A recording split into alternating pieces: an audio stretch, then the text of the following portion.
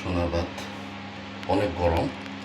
যারা সূর্যের আলো, ভিটামিন ডি বা শরীরের ঘাম বের করার জন্য সূর্যের আলোর তাপমাত্রা নেই, আর তাইওয়ান চায়নাতে এ ধরনের আপনার কাঠের গুহা সোনাবাত যাকে বলে, এই সোনাবাত পানির মাধ্যমে এবং এই যে গরম হিটার পাথর এখানে আছে, সে পাথরের মাধ্যমে হিটার গরম হয় 72 সেলসিয়াস গরম, 74-75 পর্যন্ত শরীর ফুরোয় জায়গা। এখানে যদি 15 মিনিট যদি রাখে, ডিম সিদ্ধ হয়ে একবারে শেষ।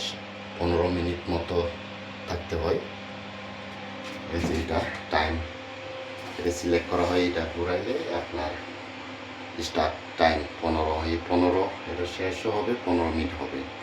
এই টাইম একুরেটলি স্কেল ঘড়ির টাইম অনুযায়ী এখানে গরম পানি দেওয়া হয়, হিটার এই যে পাথর এই যে এভাবে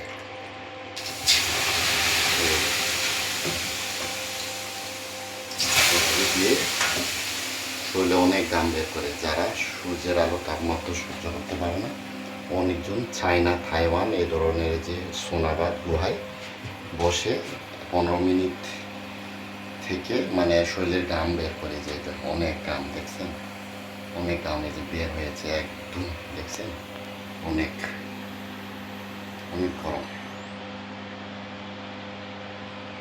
অনেক কষ্ট গরম। বাবারে, সূর্যের আলো তাপমাত্রা তো নেই না, তাই সোনাবাত নিলাম। যারা বড় লোক, অনেক ধনী লোকজনরা এরকম ইউজ করে সোনাবাত মেশিনে, তাই আপনাদের জন্য শেয়ার করলাম। Thank you, bye bye for watching.